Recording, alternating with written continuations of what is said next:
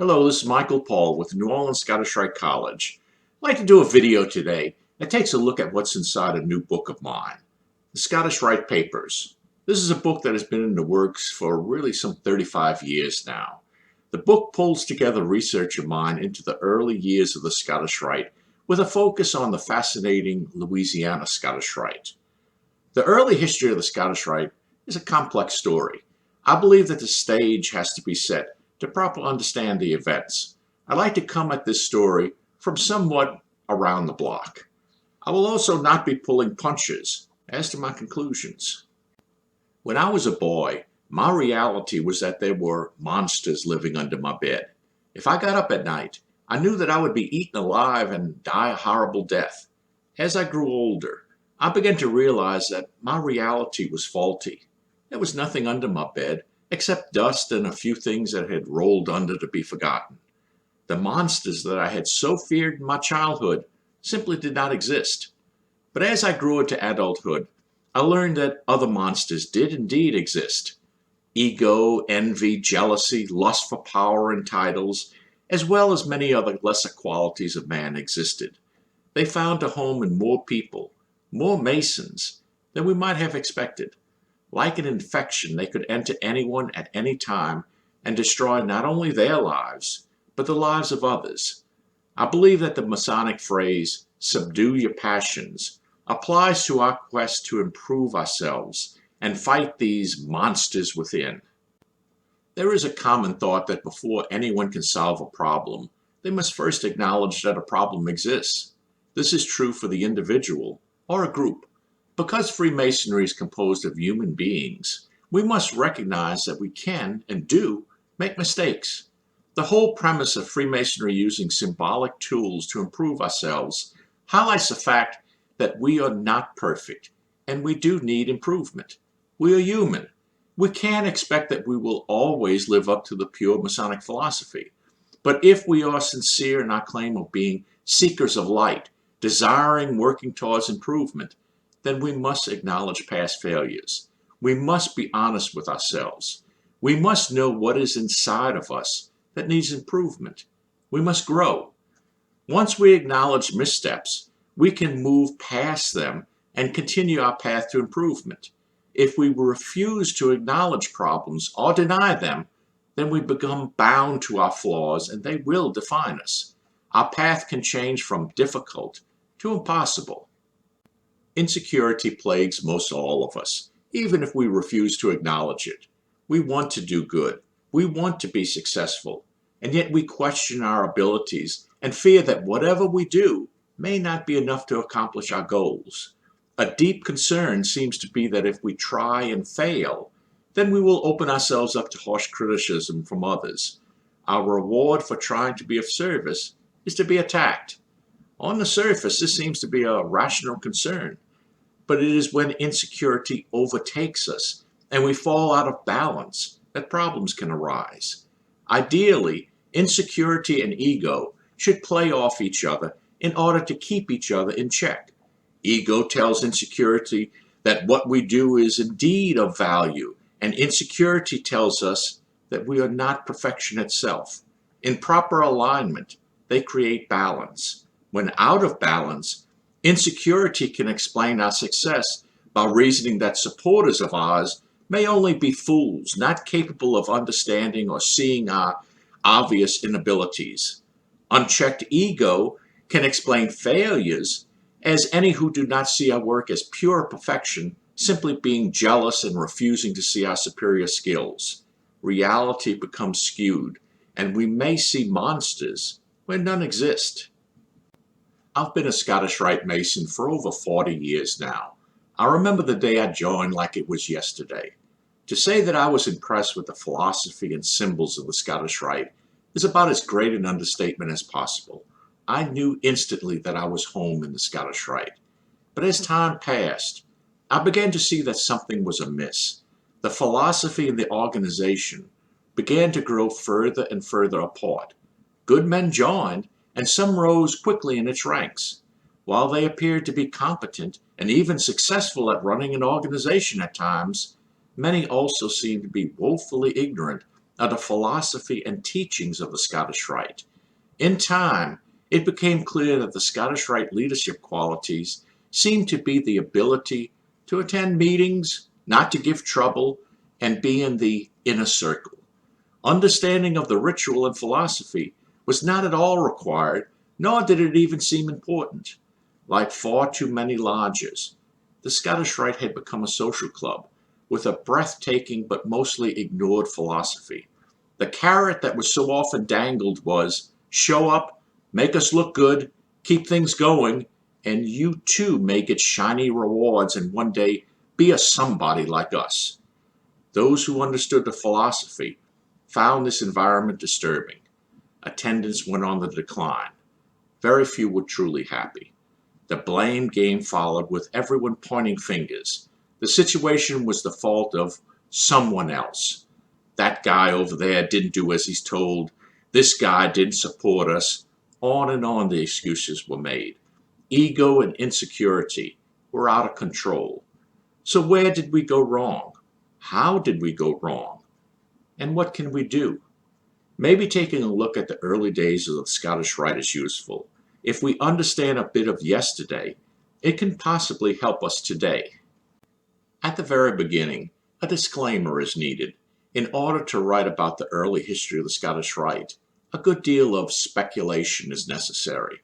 Because so very little of the necessary documentation and original records have survived, researchers must fill in the blanks with their best guess. Conjecture as to unknown and unprovable events is the only way to have a coherent historical account. Over the years, an opinion-based narrative has been created by supporters of the First Supreme Council. While from time to time the narrative is tweaked, it is the core of our official history. And yet, all that is written is based on merely a handful of available documents and a favorable storyline by the writers. Researchers can state with reasonable conviction that the First Supreme Council of what would become known as the 33-degree Ancient and Accepted Scottish Rite was created on May 31, 1801 in Charleston, South Carolina.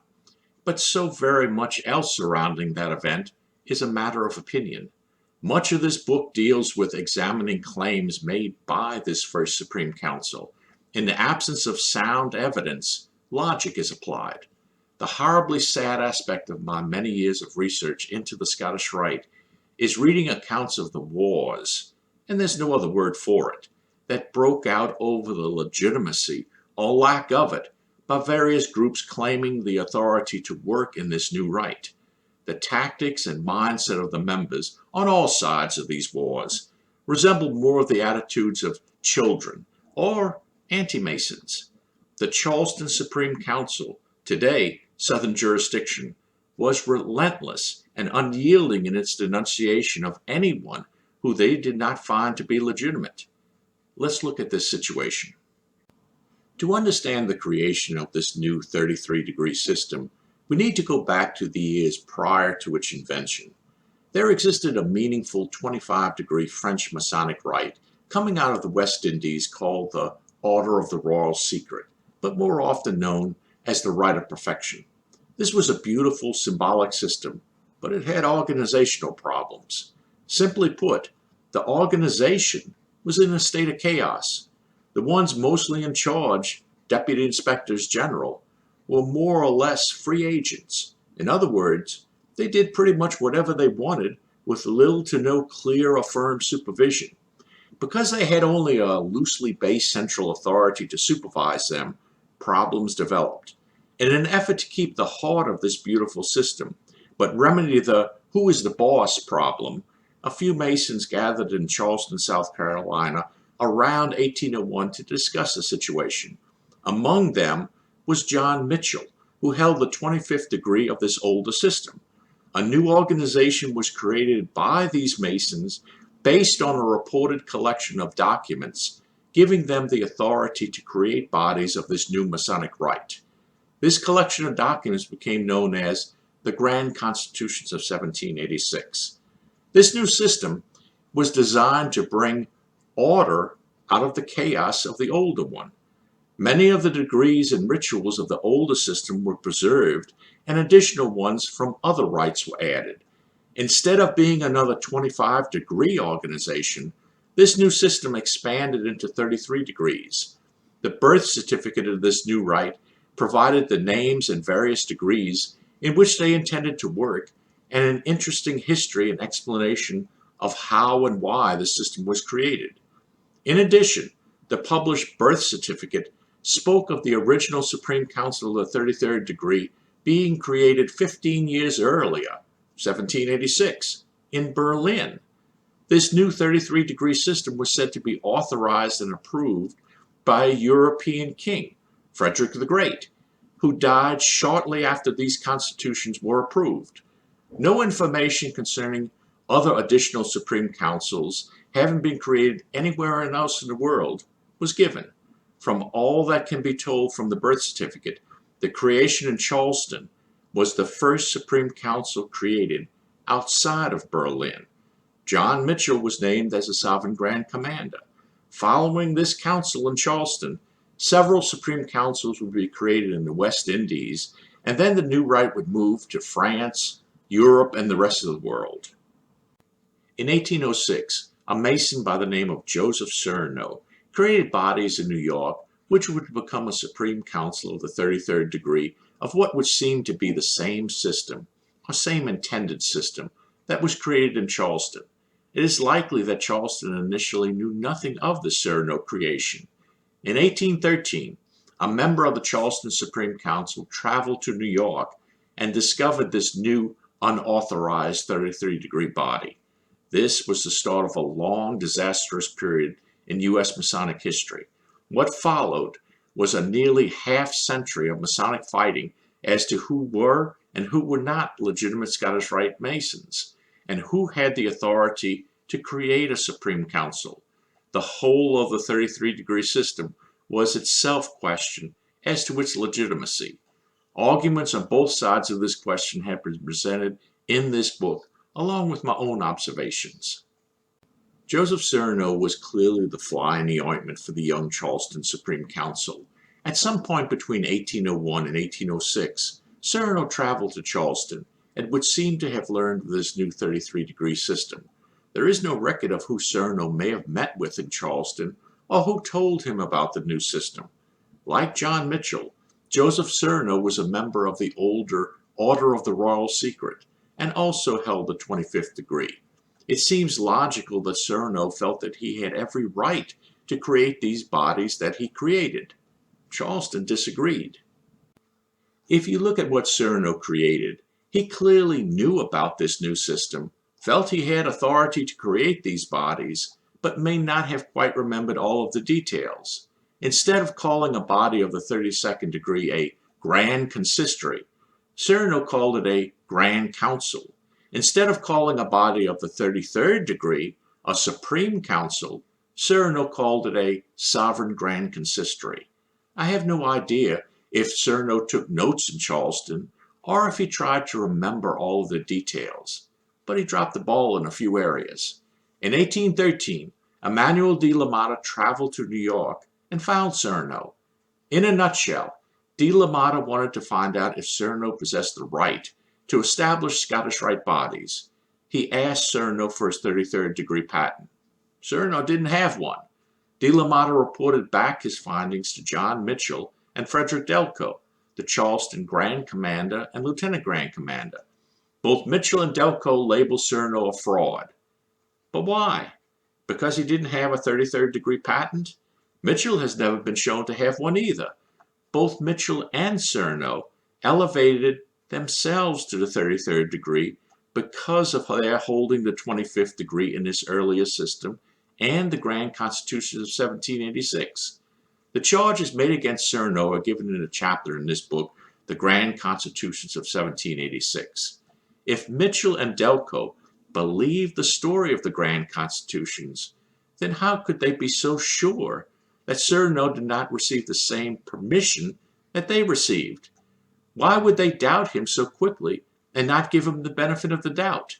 Why would de la Motta ask Cerneau for something that he should have known that Mitchell did not have either? Maybe there's a good reason. Maybe Mitchell and Delco knew that Cerneau acquired the system without permission because they created it.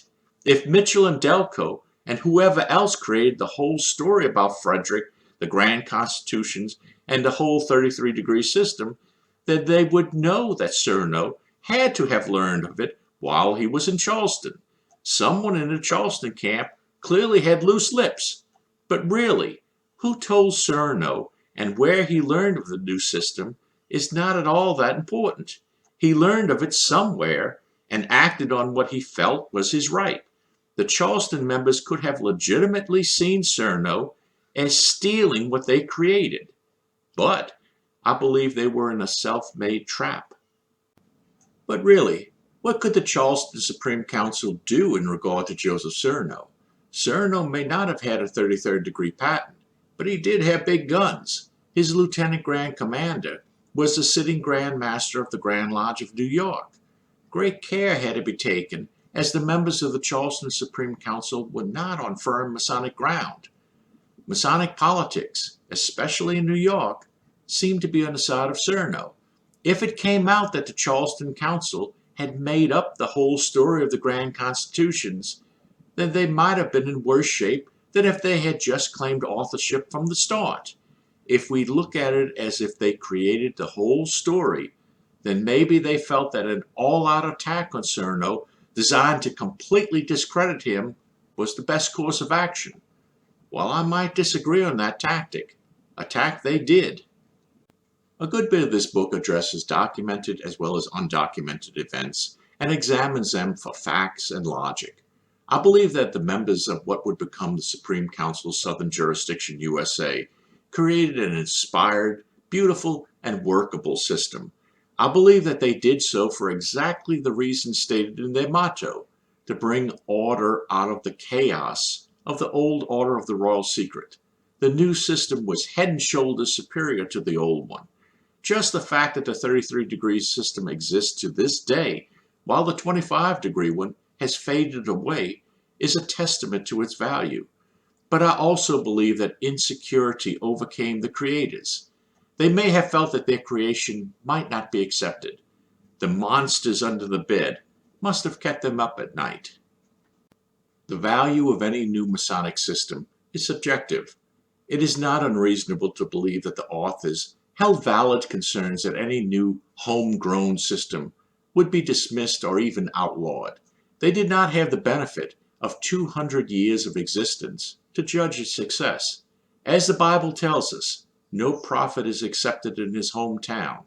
Such concerns about acceptance are understandable. I believe that the most logical scenario was that the Charleston Masons felt that there was great value in the rituals and philosophy of the old order of the Royal Secret.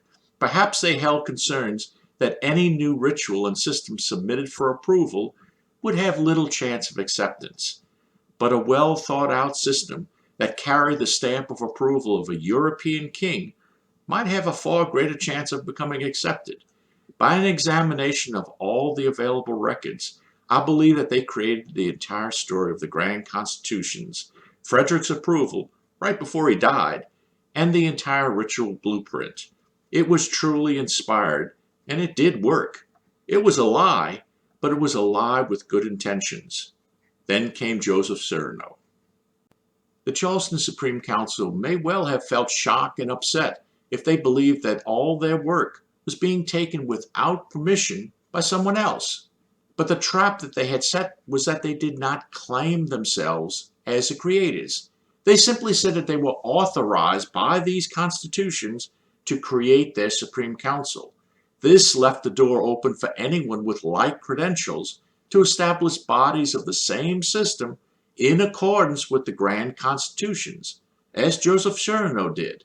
The arguments advanced between Albert Pike and Josiah Drummond in the Grand Constitution chapter of this book provide an interesting look at this situation and the dispute.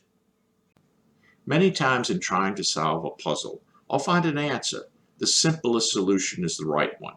I believe that they made up the story of their creation out of fear that it would not be accepted. They made a mistake in judgment. Once Cerneau acted, Then they made more mistakes. Rather than simply embracing him, they went on the attack. I imagine that once they started lying, they found it difficult to decide on the best course of action to take, and they fell deeper into their own trap. Once the war started, it was even harder to stop because they did not want what they created to be taken from them or fall apart in disgrace. By the 1820s and early 30s, the wars had taken such a toll on all parties involved that the only body of high-grade Scottish Rite Masonry left active in the United States was the Grand Consistory of Louisiana. In 1839, the Supreme Council of Louisiana was created.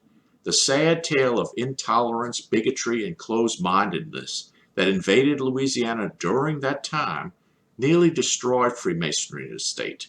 The Louisiana account is retold in this book. The 1800s were a devastating time for the philosophy of Freemasonry in the United States. We set up policies that denied Freemasonry to those who were not the correct skin color. Brother ruthlessly attacked brother time and again. We insisted on ownership of, rather than being a part of, all Masonry within geographical borders. We wanted one ritual, one language, and one Grand Lodge per state. The simple, painful truth is that we did not practice our own teachings. Ego ran rampant. Titles, rank, and power became a drug for far too many. Yes, we gave money to charities, but we did not teach our members how to advance in the moral philosophy of Freemasonry. We became a club. But over the last 20 or more years, we have begun to see that we can be better than in the past. We have been growing in spirit. We acknowledge mistakes. We recognize flaws in our old accepted ways. Today, most jurisdictions in the United States enjoy fraternal relations with the Prince Hall Grand Lodge in their state. We recognize that mistakes were made, and we overcame the thinking of the past for the betterment of all. We can do what is right and what is best for the whole of Freemasonry. We are slowly looking to our teachings. When I began the research that has led to this book, I was stunned at the various positions taken by Masons on all sides of the regularity questions concerning the Scottish Rite. Some positions were accepted and declared fact, without a single scrap of evidence in support. They only offered opinion, presented as fact. Other positions were pronounced fact, and yet they are known today to be total fabrications. The ability to so strongly and so officially state something as fact with nothing at all in support of such statements caught me off guard. I thought we were better than that. Because I would see time and again known errors boldly proclaimed as fact, I began to treat everything written as suspect. It was clearly a time of great emotion, and while it is clear that there was great passion for advancing fact, it also calls into question the ability to know fact from fiction. What I also found deeply disturbing were the times when a falsehood or error was used as support for several truths. The goal would seem to be to hide a mistake behind a cover of truth. Truth built on a falsehood does not make the entire argument anything but unreliable. Such a situation is not in keeping with the system built on the claim of integrity. Another common practice was to ignore 5 important proven facts to focus on one unimportant error. In either case, the result was fog and confusion. We should examine all that is correct and all errors under the same light.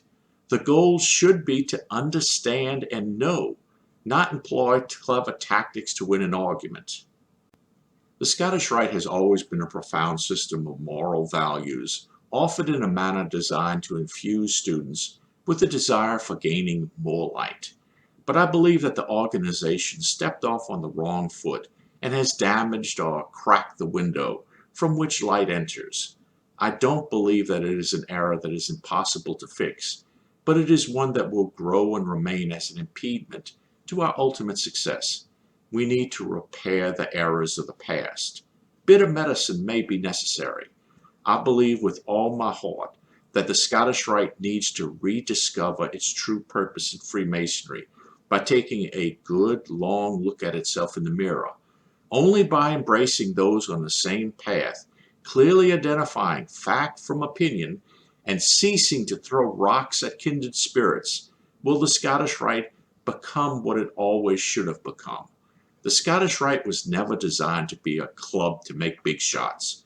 It is a profound philosophy that teaches us the path to becoming better Masons and better human beings. Monsters may indeed live under our beds, but knowledge destroys them.